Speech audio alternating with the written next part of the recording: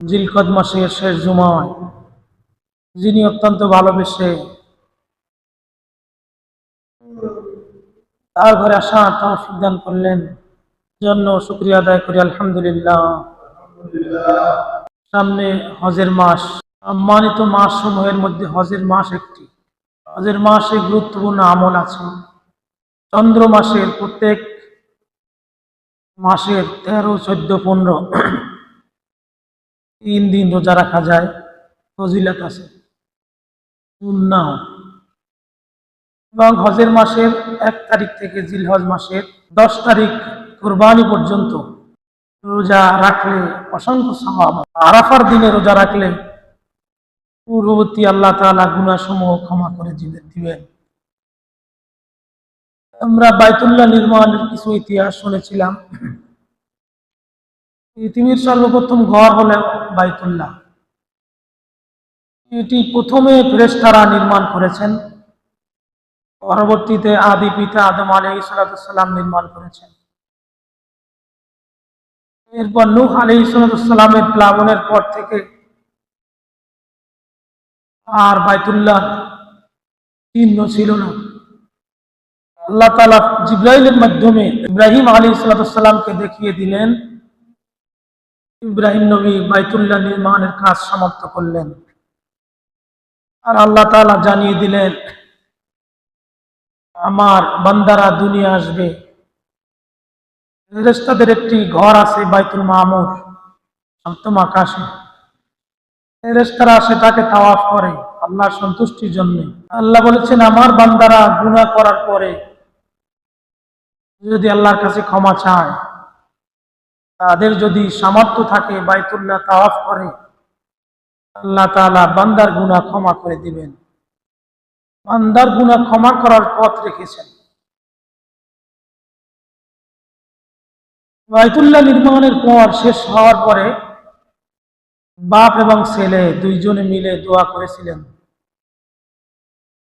وَإِذْ يَرْفَعُ إِبْرَاهِيمُ الْقَوَاعِدَ مِنَ الْبَيْتِ وَإِسْمَاعِيلُ।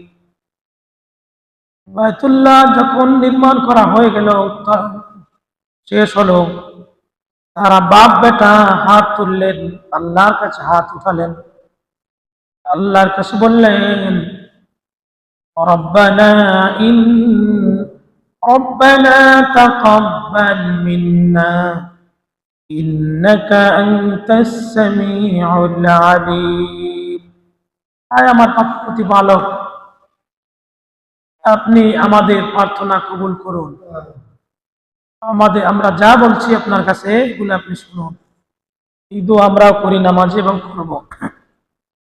মোনাজাতে দোয়াটি আমরাও করব। আল্লাহ যেন আমাদের দোয়া প্রার্থনা কবুল করে নেন। ইব্রাহিম আলাইহিস সালাম ছোট্টবেলা থেকেই আল্লাহ তাআলা পরীক্ষার সম্মুখীন ছিলেন, এই জন্য তাকে জাতির পিতা বলা হয়। মুসলিম জাতির পিতা আল্লাহ ঘোষণা দিয়েছেন, মিল্লাতা আবিকুম ইব্রাহিম।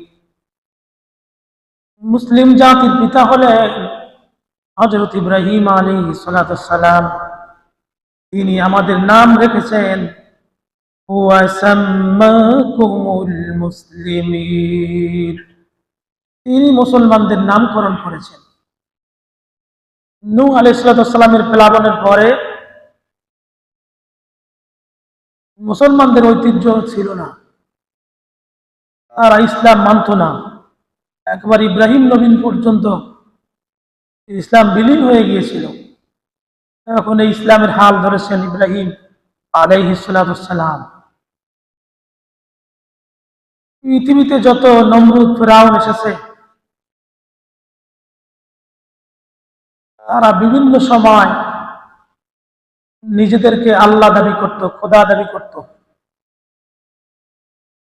আল্লাহ তাআলা অসংখ্য নবী পাঠিয়েছেন। এই নবীদের মধ্যে 2 জন নবী পৃথিবীতে যাতে আসতে না পারে, এই জন্য ওই যুগের বাদশারা চেষ্টা করেছিল এর মধ্যে একজন নবী হলেন ইব্রাহিম আলাইহিস সালাম।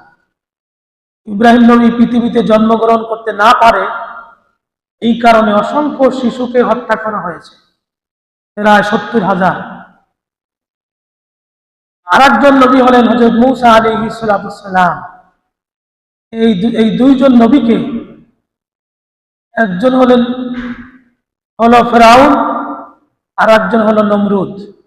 ফেরাউন আসতে দিতে চেয়েছিল না মূসা নবীকে, নমরুদ আসতে দিতে চেয়েছিল না ইব্রাহিম আলাইহিস সালামকে।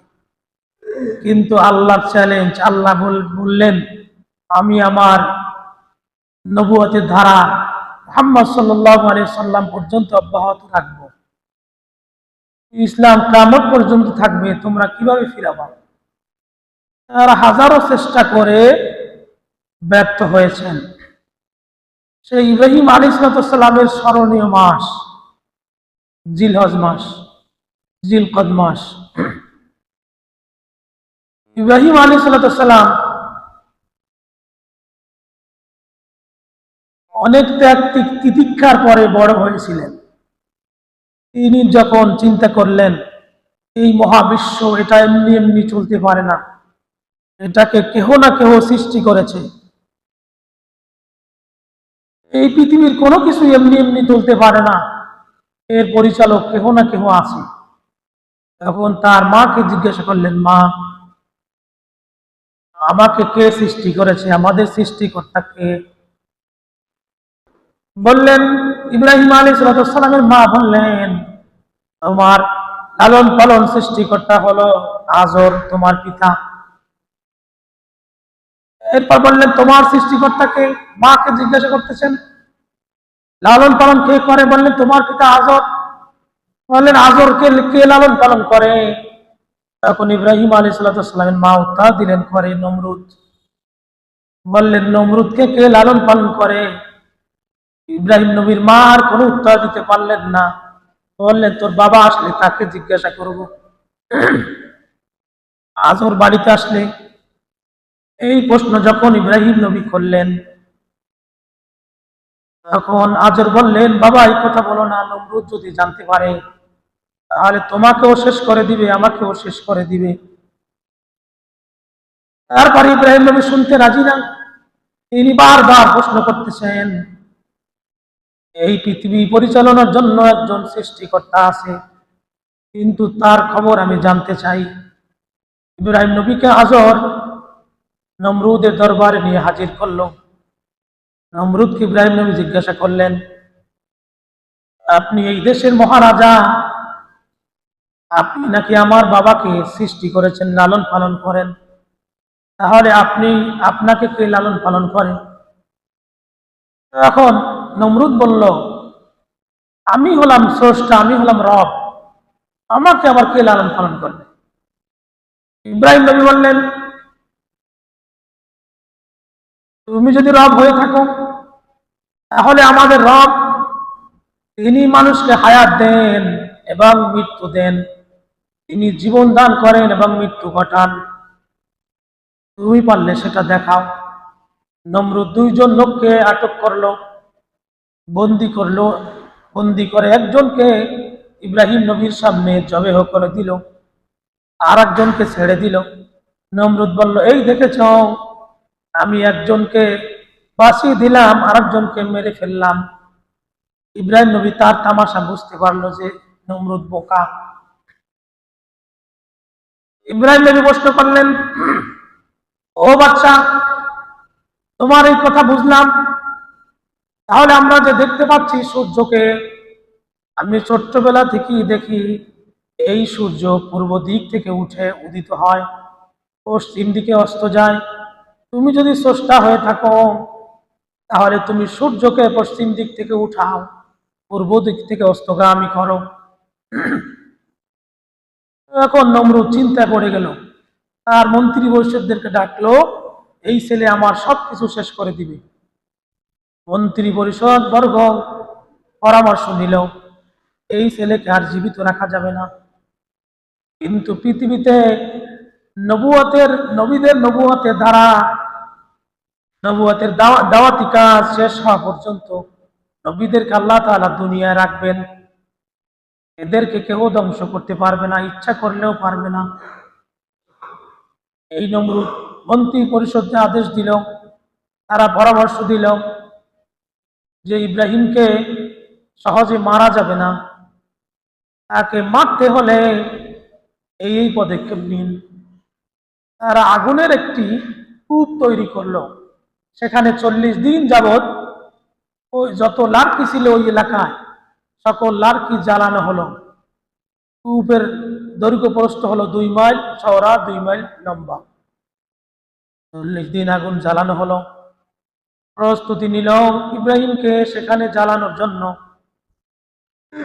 এমনকি ইব্রাহিমকে যখন আগুনে ফালানো হবে, এই যে মেলায় যে বাচ্চারা একটা ইসের ঘুরে কাঠের বানানো চরক একটি গাছ দিয়ে বানানো আছে, ওরকম একটা গাছ দিয়ে চরকা বানিয়ে ইব্রাহিম নবীকে বেঁধে আগুনে ফালাবে। এমনি মুহূর্তে ফেরেশতা এসে চরকের এক মাথা টেনে ধরলো, যাতে ইব্রাহিম নবী আগুনে না পড়ে। শয়তান উপস্থিত হয়ে নমরুদকে বলল, বাদশাহ, আপনি ইব্রাহিমকে ফালাতে পারবেন না, আপনি যতই চেষ্টা করেন, আপনার এই চরকের এক মাথা ফেরেশতা জিবরাইল ধরে রেখেছে। বলে, তাহলে কি করতে হবে? শয়তানের পরামর্শ দেখছেন? শয়তান মানুষকে কিভাবে পরামর্শ দেয়! যুগে যুগে বিভিন্ন ভাবে শয়তান মানুষদেরকে কুপথ বেছে দিয়েছে। এখন প্রকাশ্যে শয়তান নেই, এখন শয়তান মানুষের মধ্যেই ঢুকে গিয়েছে। মানুষ শয়তানই বেশি এখন, এখন অরিজিনাল শয়তান দরকার হয় না। শয়তান নমরুদকে বলল, পরামর্শ দিলাম, আপনি এভাবে ফালাতে পারবেন না, আর এই ফেরেশতাকে আপনি দেখতে পান না, আপনার কথায় ফেরেশতা যাবে না। আমার কাছে একটি বুদ্ধি আছে, আপনি এখানে কিছু সুন্দরী রমণী এনে তাদেরকে উলঙ্গ করে দাঁড় করিয়ে রাখেন, ফেরেশতারা এটা সহ্য করতে পারে না, তাহলে যাবে। নমরুদ সেটা করলো, জিবরাইল আমিন ছেড়ে দিলেন, ইব্রাহিম নবীকে সেই আগুনে ফালানো হলো। এটা দিয়ে কি শিক্ষা? মুসলমান হতে হলে নবীরা যখন কষ্ট করেছেন, আপনি আমি কি যে কষ্ট করব না তা না। সুখ করে সব কিছুই পাওয়া যায় না। দুনিয়া একটু ভালো খাওয়ার জন্য, 60 বছর 70 বছর আরামে থাকার জন্য, বিবাহের আগে তো 30 বছর করে চলে যায়, এরপর মানুষ সর্বোচ্চ আর 30-40 বছর বাঁচে, নাইলে আরো 50 বছর বাঁচে, জীবিত থাকে। এখনকার মানুষ 80-90 বছর হায়াত পায় খুব কম।